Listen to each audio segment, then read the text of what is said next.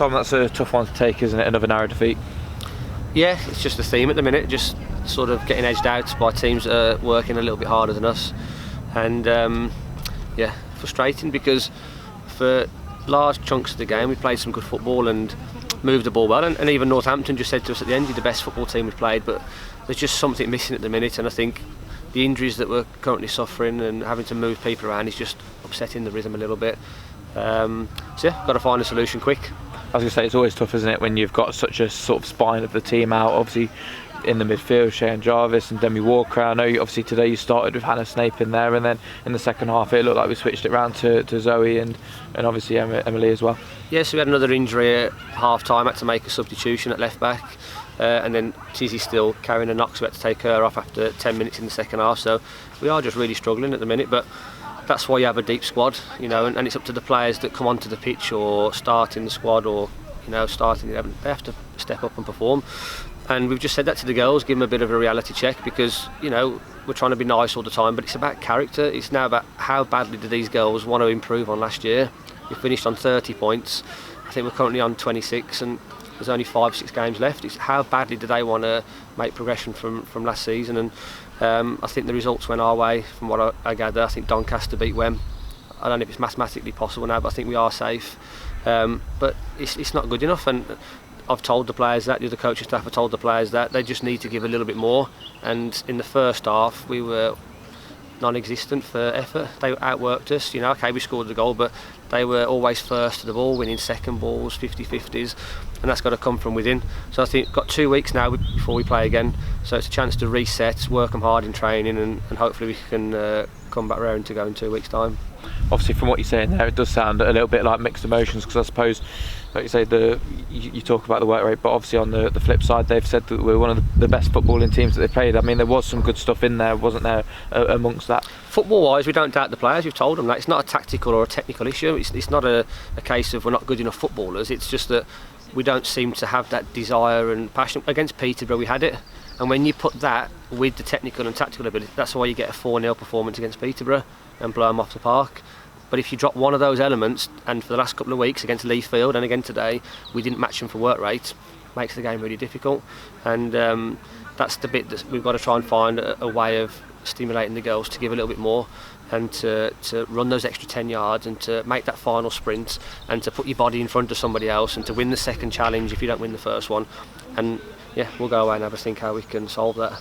On a positive, obviously it was good to get the early goal through Becky Knight. Obviously it was a brilliant header from her again, but I've got to mention Hannah Snape's delivery once again from corner kick, because it was brilliant for her, wasn't it? Oh, she's superb. Hannah's an unbelievable technical player. We're lucky to have her here, and I'm sure over the coming years people will notice her from above because she's that good. And Becky Knight's proven goal scorer, typical poacher's goal, back post, header. So yeah, it's a fantastic combination. We obviously didn't make enough of it. We had a few other chances in the game and couldn't quite get another shot on goal. But no, Hannah's been a breath of fresh air. She's got a good attitude, wants to work, and she's got tactical and technical ability to match it up. I suppose looking to obviously draw some positives, I suppose it was pleasing to get another early goal. I suppose that's something that I've noticed a couple of times this season, where we've got that early goal inside the sort of first 5-10 minutes. Yeah, we want to start fast, because previously we were notorious for starting slow, and we said to the girls, when you start slow you put pressure on yourself, because you allow other teams to get a foothold in the game. When you start quick and catch them by surprise, then you can relax then, and when you relax you can play better football. The problem was we scored the first goal and then we sort of just took our foot off the gas, and then Northampton started to outwork us and cause us some problems. Fortunately they didn't score more than one goal in the first half, because I'd have said they would have been good for 2 or 3 goals.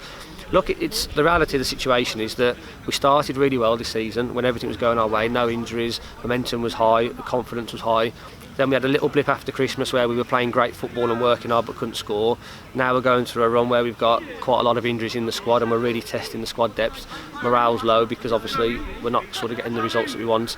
We've got to work hard. Everything starts from working hard, and it's our job now as coaching staff to instil that in the players. I suppose was one of the biggest killers today as well, the timing of the 2 goals to concede just before the break, and then obviously a late one as well, the penalty. Yeah, I mean, There's never a good time to concede a goal, but especially before half time, because it changes the dynamic, gives them something to fight for in the second half. And you go in flat, even though it's still drawing, so you're 1-1, you as the team that have just conceded go in flat, the other team go in high because they've just scored, makes their team talk easier. And the second goal, it was clumsy challenge, and when you've only got 8 minutes after that goal, then they put everybody behind the ball. They were just clearing their lines. You're just trying to find that one moment to try and score again. So, yeah, if that had happened a little bit earlier in the games, we might have been able to give a response, but that's football. Just finally, what's the message to the girls going into these final sort of 5-6 games that you touch on in the remainder of the season? Just ask them to ask themselves how much they want to play Tier 4 football.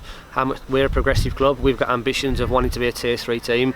Do they want to come on that journey? If they do, come and work hard. Starts on Tuesday, so we've got training Tuesday, Thursday, then we'll have a rest on the Sunday, then training the following Tuesday and Thursday. So we've got 4 sessions now to work on some tactical stuff, and we've just asked them to turn up and apply themselves. And if they do that, we've got every confidence in this group of players. They can beat most teams in this league, if not all, but it comes from within. And if they can give us the right attitude, we'll take care of all the setup, training sessions, schedules, tactical detail. If we put it all together, I'm confident we can bounce back with a positive